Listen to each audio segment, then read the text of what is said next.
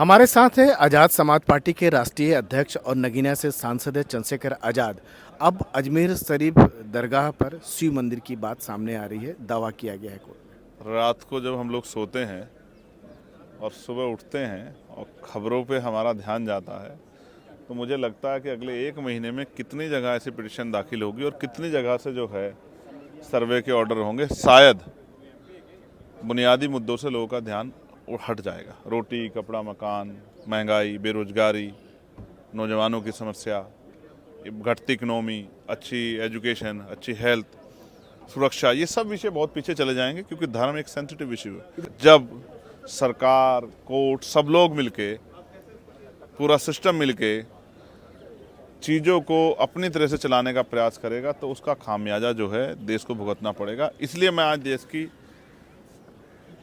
भारतीय संविधान के प्रिम्बल को लेके हाथ में यहाँ पार्लियामेंट के सामने खड़े होकर आपसे कह रहा हूँ कि ये प्रिम्बल देश के समस्त नागरिकों को हर तरह की स्वतंत्रता, चाहे वो उपासना की हो, चाहे धर्म की हो, चाहे अवसर की हो, समता और साथ साथ एकता, अखंडता की बात करता है। आज उस सपने को जो फाउंडिंग फादर्स थे, उनमें भी जो डॉक्टर बाबा साहब अम्बेडकर का सपना था कि राष्ट्र एकजुट हो, उसको कुचलने का काम किया जा रहा है। ऐसे समय में हमें संविधान को मानने वाले लोगों को कमजोरों के साथ खड़े होकर इस एकता को मजबूत करना। लेकिन इस तरह के दावे लगातार हो रहे, कोर्ट में इस तरह के मामले लगातार बढ़ रहे हैं।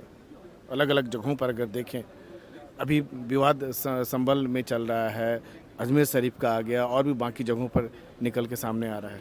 तो आप नहीं जानते कि इस देश में 1991 का जो है वर्शिप एक्ट है, जो पार्लियामेंट नहीं बनाया, मैंने नहीं बनाया, मैं उसमें मेंबर नहीं था, जो राष्ट्रपति जी के जो है दोनों सदनों में पास होकर राष्ट्रपति जी के जो है सिग्नेचर से बना, कि 15 अगस्त 1947 के समय जो धार्मिक स्थलों की स्थिति थी वो एक जैसी रहेगी।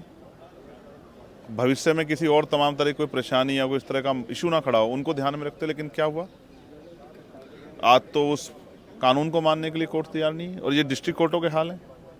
और आप नहीं जानते किस तरह का प्रेशर हमने देखा है सिस्टम में, सरकारों का, स्टेट गवर्नमेंटों का। और ये क्यों, ऐसा क्यों है कि ये उन्हीं सरकारों में हो रहा है जहां भाजपा की सरकार है? क्या लगता है इसके पीछे क्या वजह? ये कॉन्स्पिरेसी है जो बुनियादी मुद्दों से लोगों का ध्यान हटा के और सिर्फ इसी मुद्दों पे लोगों का ध्यान रखना चाहती है, क्योंकि एक सेंसिटिव विषय है। आदमी भारत में भूखा रह लेता है, लेकिन धर्म के साथ खड़ा रहता है। लेकिन दूसरे पक्ष का भी कहना है कि कोर्ट का जजमेंट हो रहा है, हम उसी को मान रहे हैं। कोर्ट से गलत जजमेंट नहीं हुए यहाँ भारत में? क्या वो जजमेंट वापस नहीं हुए? मैं आपको याद दिला दूं, दिल्ली में सतगुरु रविदास जी महाराज गुरुघर तोड़ा गया था कोर्ट के ऑर्डर के बाद, और फिर सुप्रीम कोर्ट ने जो है ना उसी ऑर्डर को अपने वापस लिया, और वो जमीन जो है रविदास जी के मानने वाले लोगों को दी वापस।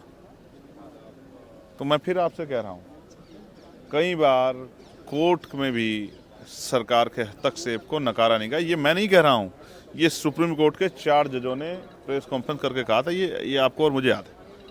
इसलिए मैं कहता हूँ कि जो हो रहा है वो अच्छा नहीं हो रहा है देश के लिए, और ऐसे समय में हम संविधान को मानने वाले लोग हर कमजोर के साथ खड़े हैं, ये बताने के लिए कि आप अकेले नहीं।